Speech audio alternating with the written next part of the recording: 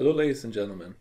Welcome to my presentation of my paper for MESROB 2020 with the name Introducing a Modular Framework for Human Tracking with Inhomogeneous Sensor Systems.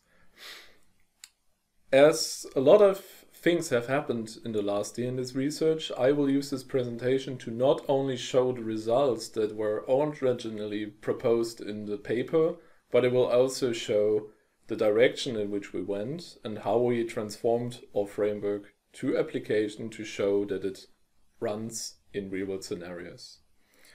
So what is the idea behind this? So our original idea was to generate a framework for social robots that can follow humans. And the basic idea was to split this between two domains, the vertical vision domain and the horizontal vision domain. And our main idea was that we will develop algorithms for different sensor types that fulfill specific functionality so that the user can pick which sensor he or she wants to choose for the framework and can combine them to perform track fusion, navigation, and therefore people following tasks. So what are those domains? In the upper body tracker domain, which is part of the vertical vision space, the person is identified which we want to follow. For this we use pretty classical methods, so the histogram-oriented gradients and a fully correlated long-term tracker. So this is everything standard state-of-the-art stuff. The important thing is we need this upper body tracker in order to identify our target person for tracking and following. This is especially important because the lower vision domain is not able to identify a specific person. So once we go to the next domain, the job of the lower body tracker is not to identify a specific person, but to establish a continuous tracking. So you go from identifying a specific target person, then the angle of the detection is merged together with the lag detection at this angle, and then you can 360-degree track this person around the robot. And you have to keep in mind that a camera is always limited to a specific field of view, and therefore at some points the camera will not see the person anymore, and therefore you will need to have an additional resource in order to perform continuous tracking. And now I will show you what it looks like. So this was actually part of the paper, and we already performed a dynamic object fusion in the lower domain with radar and laser. So the idea is not only that you can choose whatever sensor you want to pick for which methods are available for each specific vision domain, but you can also fuse different sensors from the same vision domain to establish a redundant and better tracking. So what you will see now on the right side is our radar tracker and our fusion tracker. So you will now see that one tracker suddenly starts to lose its track, and we start to cross this object. And this is the laser tracker, which we use for the most part because laser is more accurate than radar.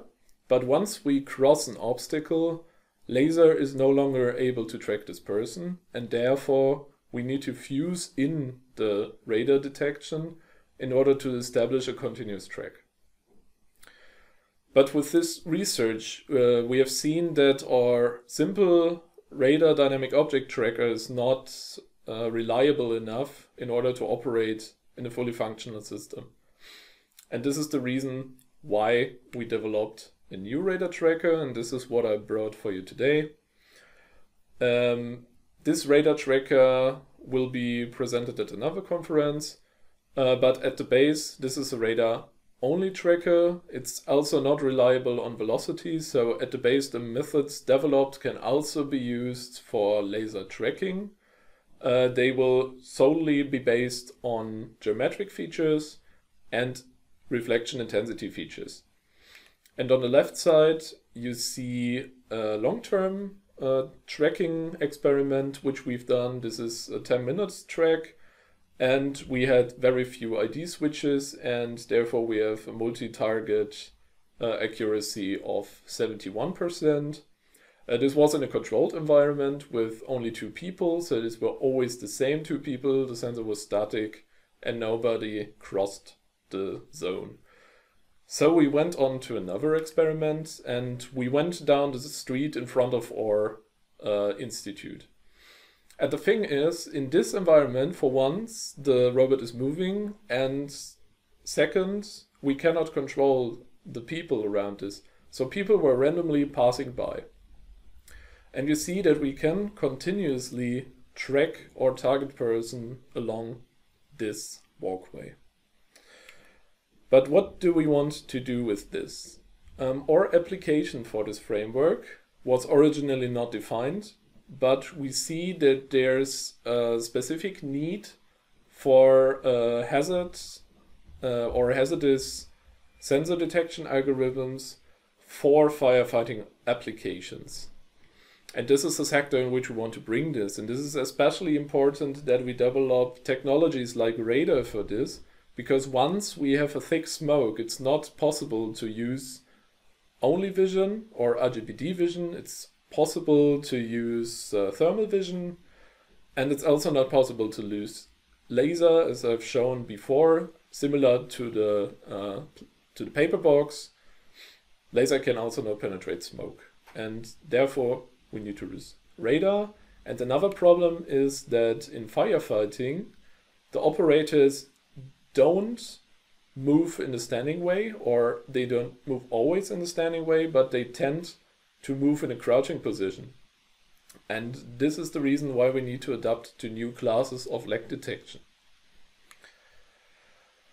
And this is what the framework looks like if we transport it to firefighting operations. So we have an input layer with all the sensor signals. We have a LiDAR for accurate vision on free space. We have radar if smoke is present, and we have vision to identify the specific human we want to track. Then we fuse all our tracks independently together, and on this domain we can generate a goal. This is based on if we see the operator. If we don't see the operator, then we have to perform motion prediction to identify where the human wants to go, or exploration to find our operator if we don't can track him anymore. And then we can set a goal and perform it in path planning. So we go through 5 layers to realize exactly the same task as I've shown in the beginning. So we have developed this adaptive framework for people following that already comes with some methodology, namely a laser lag tracker, a radar lag tracker, a simple vision tracker, and all the utility methodology that you want to use for track fusion and for navigation. And our next step is to adapt to multi-class lag detection. This will be done not only for radar but also for laser. So this will be something that is very comprehensive in the end. So our horizontal vision domain will be able to perform tracking for almost all different postures of lags. And we will adapt the social interaction models for firefighting operations in order to predict motion properly. And then we will round up the framework and hopefully can present this as an open source framework later on with ROS. So that's it from my side. If there are any questions, please feel free to ask them. Thank you for listening.